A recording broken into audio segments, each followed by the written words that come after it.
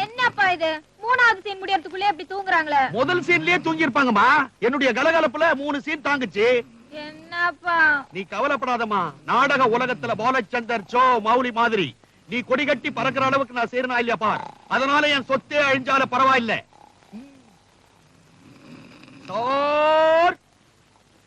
பால் வந்துருக்கு போல இருக்கடா, கதவு தரடா. வாசல்ல பாத்திரம் வச்சிருக்கேன், ஊத்திட்டு போயா. ஆமா, கறந்து வாயில ஊத்துறேன், குடி. சார், ஐயோ, எங்க வீட்டுக்கு வந்துட்டீங்களா நீங்க? என் வீடு தாங்க. உங்ககிட்ட அடமானம் வச்ச மாதிரி பேசுறீங்க. அப்பா, கதை முடிஞ்சது இல்ல? ஏன் சார், 4வது சீன் கேக்குறீங்களா? 4வது சீனா? அப்ப 3வது சீன்ல இருந்து ஆரம்பிச்சுப்போம், கேக்குறீங்களா? ஐயா, உங்ககிட்ட பிச்சை வேணாலும் கேக்குறேன். இந்த கதையெல்லாம் கேட்க முடியாது. மனுஷனுக்கு ஒரு அளவுக்கு தான் பொறுமை இருக்கும். எனக்கு இதுக்கு மேல கோபம் வந்துச்சுன்னா எப்படி வரும் தெரியுமா? எனக்கு என்ன உங்களுக்கு மூக்குக்கு மேல கோபம் வருது? அதுவும் என் மூக்குக்கு மேல. அது வரைக்கும் சந்தோஷப்படுங்க. நீங்க கொடுத்த நாடகத்தை நாங்க போட்டோம்னா கிரீன் ரூம்குள்ள வந்து எங்க செருப்பு கட்டி எங்களே அடிச்சிட்டு போவாங்க. நாங்க வரோம். வாடா அறிவு கட்டவனே. யார? இன்னொருத்த இருக்கானே அவனை. அதானே பார்த்தேன். ஏண்டா கதை எப்படி?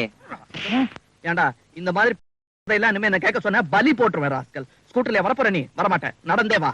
வரேன். ஐயோ, வரவே மாட்டேன். என்னது? தப்பா நினைச்சுக்காதீங்க, அவன் கொஞ்சம் எமோஷனல் டைப். நீங்க நல்லா தான் கதை எழுதுறீங்க சார். இனிமே உங்க பொண்ணுக்கு ஃபைல் வாங்கி கொடுத்தா ஒரே ஒரு ஃபைல் வாங்கி கொடுங்க. எங்களால ரொம்ப நேரம் தூங்க முடியாது. என்ன விட்டுட்டு போயிட்டான் பாவி. ஒரு 5 ரூபாய் இருக்குமா டாக்ஸிக்கு? ஃபுல் சப்ஜெக்ட் கேளுங்க, இமிடியேட்டா 5 ரூபீஸ் தரேன். இல்ல வேணாம், நான் நடந்தே போறேன். என்ன அடம்பிடிச்சிட்டு கதையே கேட்க மாட்டேன்னுட்டானுங்க.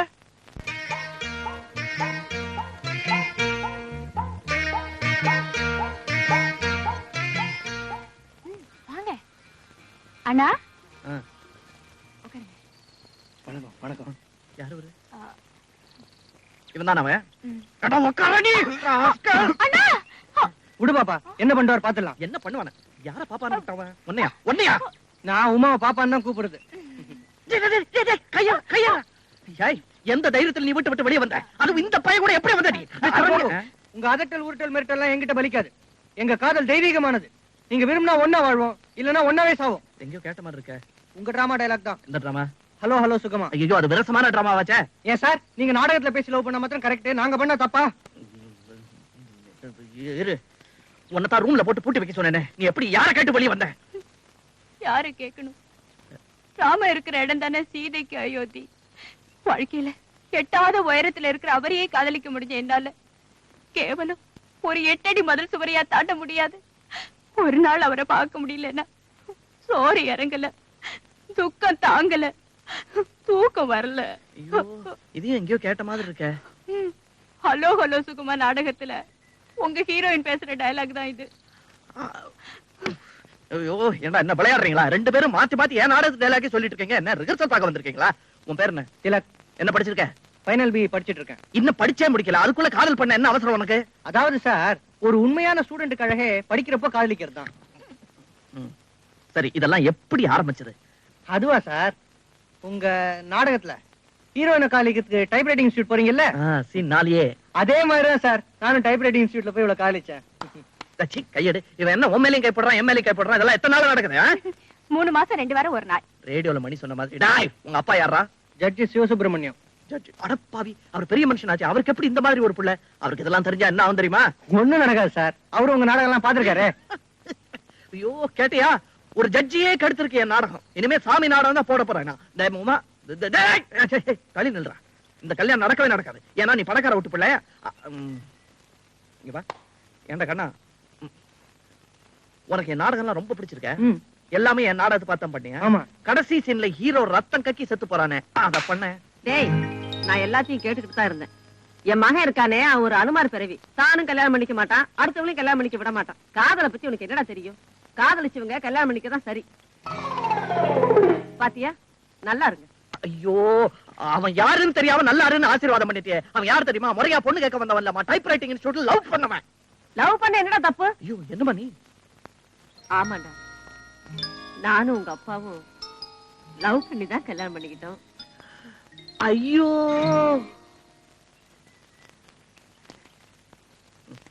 உங்க அம்மாவே அப்ரூவ் பண்ணியாச்சு. எப்ப எங்க கல்யாணம்? எப்ப கல்யாண சத்திரம் ஃபிக்ஸ் பண்ண போறீங்க? ஆமா, அப்படியே குழந்தைக்கும் பேரை வச்சிடலாம். ஐயோ ஐயோ, இந்த பாருமா உமா. ஐயோ, என்னமா அது? வணக்கம் சார். கோர்ட்ல தான் இவர் ஆர்டர்னு சொல்லுவாங்க. நீ என்ன சார்னு சொல்லிட்ட. பரவாயில்ல, நான் ரிட்டையர் ஆயிட்டேனே. Good evening. Good evening. உங்ககிட்ட கொஞ்ச நேரம் பேசணுமே. நல்லா பேசலாம் மிஸ்டர் கோபு. என்ன உங்களுக்கு தெரியுமா? உங்களை நல்லா தெரியுமே. உங்க நாடகங்கள் எல்லாம் நிறைய பாத்துருக்கேனே. உங்க நாடகங்கள் எல்லாம் நிறைய பாத்துருக்கேனே. நான் கூட ஆக்ட் பண்றேன் சார். ஒன்ன பாக்கலையே. அவன் மார்வேஷத்துல வந்து உட்காரலாம்ல சார்? அவனே உட்கார்ந்துட்டானே, நீ உட்காரு. என்ன விஷயம்? நாடகமா? தலைமை தாங்கணுமா? நாடகம் தான், தலைமை தான் தாங்கணும். சந்தோஷம். இன்னைக்கு என்ன நாடகம்? இது உங்க வீட்டு பையனுக்கும் எங்க வீட்டு பொண்ணுக்கும் நடக்கிற கல்யாண நாடகம். Score 271 for. ஐயோ, சொல்லுங்க, என்னைக்கு நாடகம்? சார் நீங்க என்ன சரியா புரிஞ்சுக்கல. நீ தான்ப்பா புரிஞ்சுக்கல.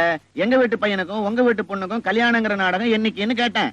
என்னைக்குன்னு கேட்டேன். என்ன இவ்வளவு ஈஸியா எடுத்துக்கிறேன்னு பாக்குறியா? அதெல்லாம் ஒண்ணும் இல்ல. என் பையன் உன்னை பார்த்த உடனே நகர்ற, உன்னை பார்த்த உடனே ஸ்டே ஆர்டர் வாங்கின மாதிரி நின்னுட்டான். ஓடியே போயிட்டான். ஓடியே போயிட்டான். அதனால அவனுக்கு உன்ன நல்லா தெரியும்னு புரிஞ்சு போச்சு. அவனுக்கு ஒண்ணு நல்லா தெரியும்னு புரிஞ்சு போச்சு. போச்சு. வாதியும் பிரதிவாதியும் ஒரு முடிவுக்கு வந்ததுக்கு அப்புறம் இந்த ஜட்ஜோட தீர்ப்பு எதுக்கு? சார் நீங்க ஒரு ஜென்டில்மேன் சார். நீங்க ஒரு ஜென்டில்மேன். ஆமா சார். உன்ன ஒரு தடவை பாத்துறணும், அவ்வளவுதான். எல்லாம் ஒரு ஃபார்மாலிட்டி தான். எல்லாம் ஒரு ஃபார்மாலிட்டி தான். பார்வதி 2 கப் காபி கொண்டா. பையனை மேல் படிப்புக்காக வெளிநாட்டுக்கு அனுப்பலான்னு இருக்கேன். அதுக்குள்ள இந்த கல்யாணத்தை முடிச்சிட்டா நல்லது. இந்த கல்யாணம் முடிச்சிட்டா நல்லது. இல்லாட்டி வெளிநாட்டுல இருந்து யாராவது வெள்ளைக்காரியை இழுத்துட்டு வந்துரும். யாராவது வெள்ளைக்காரியா இழுத்துட்டு வந்துருவான். இந்த கல்யாணத்தை பொறுத்த வரைக்கும் எல்லாம் ஓகே. ஆனா ஒரு சின்ன ப்ராப்ளம் இருக்கு. அதையும் சொல்லணும் இல்லையா? சொல்லுங்க சார். இதுதான் மூத்த மருமக பார்வதி. 1 லட்சம் ரூபாய் சீதனத்தோட வந்தது. நான் கேட்கல. இதுக்கு அடுத்த மருமக ஒரு லீடிங் டெய்லி பேப்பர் நடத்துறவங்க ஃபேமிலி 5 லட்சம் ரூபாய் சீதனத்தோட வந்தது. அதுவும் நீங்க கேட்கல, அவங்களா கொண்டு வந்தாங்க. உங்க குடும்பம் எப்படி? திட்டமிட்ட குடும்பம். காஃபி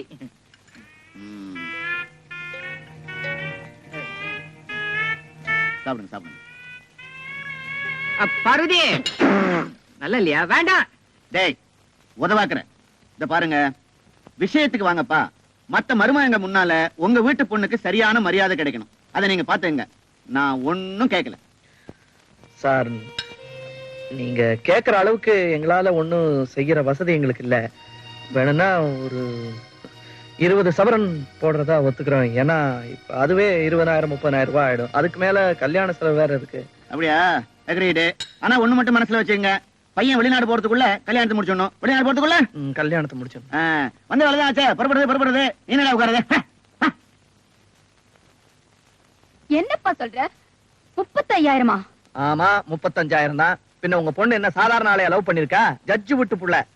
கல்யாணம் முடிஞ்சதும் மேல் படிப்புக்கு ஃபாரினுக்கு அனுப்ப போறாரா? அவன் படுக்க இடம் இல்லாம பிளாட்பாரத்துல படுத்துட்டு இருக்கான். அந்த ஆளு வீட்டு முன்னாடி தோட்டங்கிற பேர்ல ஒரு பெரிய ஸ்டேடியமே இருக்கு. அம்மா, நம்ம 3 பேருக்கு 1 மாசத்துக்கு சாப்பாட்டுக்கார செலவு அவங்க வீட்டு நாய்க்குட்டிக்கே ஆயிடும் போல இருக்கு. அதை விடுங்க. ஒரு மருமகளை பெரிய மில்லோனர் ஃபேமிலியில இருந்து எடுத்திருக்காரா. இன்னொரு மருமகளை பெரிய நியூஸ் பேப்பர் நடத்துற ஃபேமிலியில இருந்து எடுத்திருக்காரா. நம்ம ஃபேமிலி எப்படின்னு கேட்டாரு. அதே நியூஸ் பேப்பரை வாங்கினா பட்ஜெட்ல கட்டுப்படி ஆகாதுன்னு ஓசியில வாங்கி படிக்கிற ஃபேமிலின்னு சொன்ன. வேற என்ன சொல்றது? அவங்க வீட்டை சுத்தி பார்க்கணும்னு வச்சுங்க, ஒரு நாள் கேஷுவல் லீவே போடணும். ஒரு நாள் கேஷுவல் லீவ் போடணும். இந்த தடிக்கிறத காதலிச்சு தான் காலிச்சா? ஒரு நல்ல ஏழை பையனை பார்த்து காதலிச்சிருக்க கூடாது? நான் கூட இவங்கிட்ட சொன்னேன், இவ்வளவு பணம் நம்ம கிட்ட ஏதுரா, இந்த சம்பந்தம் வேண்டான்னு. அவனே வேண்டானதுக்கு அப்புறம் நீ எப்படிப்பா ஒத்துக்கிட்ட? அவனே வேண்டானதுக்கு அப்புறம் ஒத்துக்க நீ யாருன்னு கேட்கலப்பா. எப்படி ஒத்துக்கிட்ட, எப்படி சமாளிக்க போறேன்னு தான் கேட்டேன். ஏன்னா எங்க வீட்டுக்காரர் அவளுக்காக ஒண்ணுமே வச்சுட்டு போகலப்பா. என்ன வைக்கணுங்கிறீங்க? தாஜ்மஹாலே எழுதி வைக்கணுமா? வீட்டுல 7-8 பொண்ணுங்க இருந்தா வேணாம், கட்டுப்படியாது, இந்த கல்யாணம் வேணாம்னு சொல்லிடலாம். இருக்கிறது ஒரே கழுத, அது இஷ்டப்பட்ட இடத்துல கல்யாணம் பண்ணி கொடுக்கறத விட்டுட்டு நம்மால முடியுமாடா? ஆமா கேளுடா, மீச வச்ச ஆம்பளை நான், நீ எதுக்கு இருக்கான்? இந்த கல்யாணத்தை நடத்தி வைக்கணும். ஓகே விடு. அண்ணா அது பார்.